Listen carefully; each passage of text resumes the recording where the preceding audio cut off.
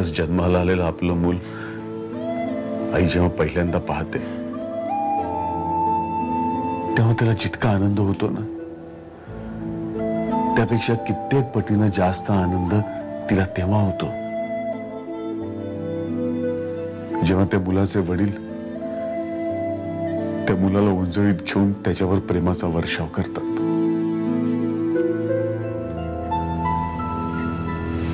शुभ, तू खरंच मला समजून घेऊ शकतोस.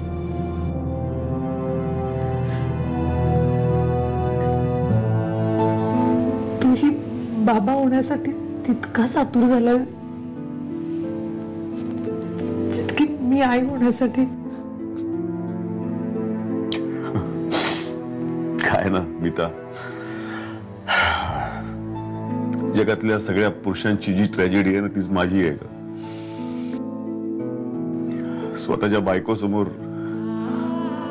स्वतःचं दुःख नाही सांगू शकत.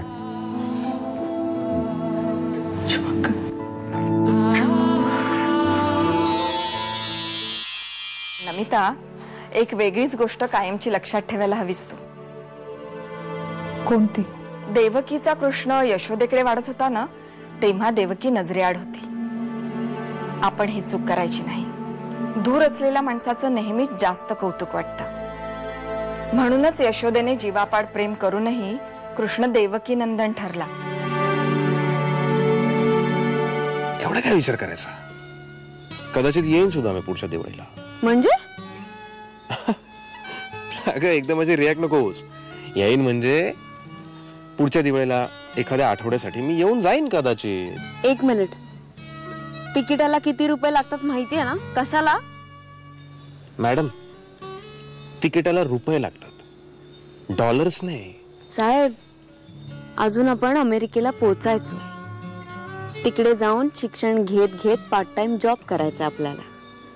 मग कुठे $4 खिशात पडणार, ते सुद्धा येण्या जाण्यासाठी, खाण्यापिण्यासाठी, भाड्यासाठी लागणार आहे. त्यामुळे आत्तापासून उधळपट्टीची स्वप्न बघू नका. वाह, अशी बायको पाहिजे जी नवऱ्याला तू येऊच नकोस असं म्हणते.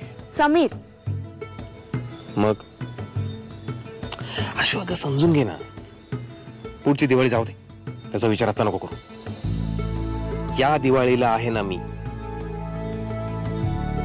मग ती आपण सेलिब्रेट करूया ना.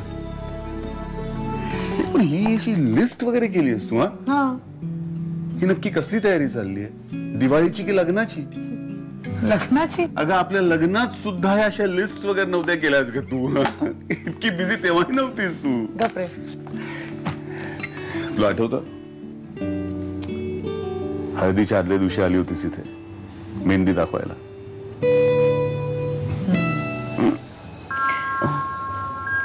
पण त्यावेळेच्या मेहंदीचा रंग माझ्या हातावर उतरणार होता. पण ह्या दिवाळीतला रंग आपल्या आयुष्यावर चढणार आहे, हो ना? यु नो मीता, ही दिवाळी आपल्या दोघांकरता खरंच खूप स्पेशल आहे. समीर काका जाणार म्हणून रडतेस?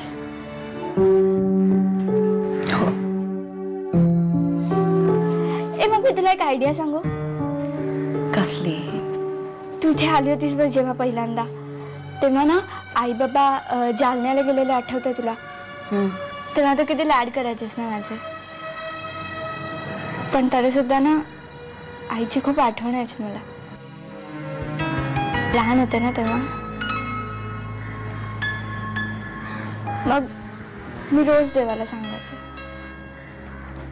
की मला आईची जितकी जितकी जितकी आठवण येते ना तितकीच आईला पण माझी आठवण येते, म्हणजे ती लवकर परत येईल. आणि ना तसंच व्हायचं. मग तू सुद्धा सांग ना देवाला असं, म्हणजे समीर काका लवकर परत येईल. रडू नकोस का तू?